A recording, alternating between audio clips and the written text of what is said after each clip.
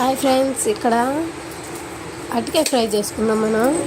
నేను ఇక్కడ కడాయి పెట్టేసి కొంచెం రెండు స్పూన్లు ఆయిల్ వేసి ఆయిల్ వేడి ఎక్కనిచ్చి నేను ముందుగానే 2 అరటికాయలు కోసి పెట్టా.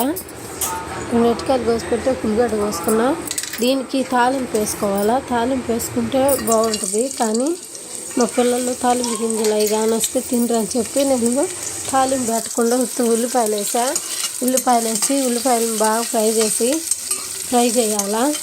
ఫ్రై చేసిన తర్వాత ఈ అరటికాయకు ఒక స్టోరీ ఉంది. నేను చిన్నప్పుడు ఎప్పుడో ఒకసారి అరటికాయ కూర తిన్నా. ఆ తర్వాత నాకు అరటికాయలు తెలియదు, చూడలేదు. కానీ పెళ్ళైన తర్వాత అరటికాయలు చూసా. అరటికాయ కూర అంటే నాకు చాలా ఇష్టం. మామయ్య తీసుకొచ్చి పెట్టింది అరటికాయలు చేసుకొని ఇప్పుడు చూస్తున్నా. మళ్ళీ అరటికాయలు ఉల్లిపాయలు బాగా ఫ్రై అయినాయి కదా. ఇప్పుడు అరటికాయలు వేసేసుకొని దానిలో కొంచెం ఉప్పు పసుపు వేసి బాగా తిప్పుకోవాలి. ఉప్పు పసుపు వేసి బాగా తిప్పేసుకొని 2 నిమిషాలు మగ్గనిచ్చుకోవాలి. అప్పుడు ముక్క అంతా బాగా ఉడికిద్ది. అరటికాయ మెత్తగానే ఉంటుంది కదా. 2 నిమిషాలు మూత పెట్టి మగ్గించుకుంటే సూపర్గా మగ్గిపోద్ది.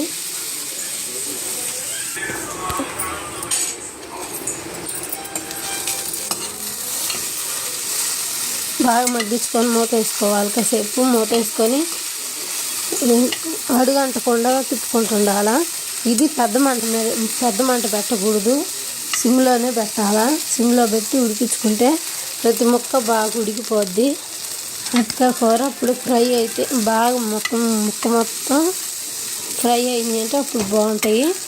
చిన్నుల్లిపాయలు ఒక చిన్నుల్లిపాయ తీసుకొని 4 రెమ్మలు పొట్టు వేసుకొని బాగా దంచుకొని వేసుకోవాలి. తర్వాత 1 స్పూన్ కారం కూడా వేసుకోవాలి. చిన్నుల్లిపాయలు కలిపి కొద్దిగా మగ్గనిచ్చి దానిలో కొంచెం కారం కూడా వేసి కలుపుకున్నామంటే కారం అంతా ప్రతి ముక్కకు పట్టిద్ది.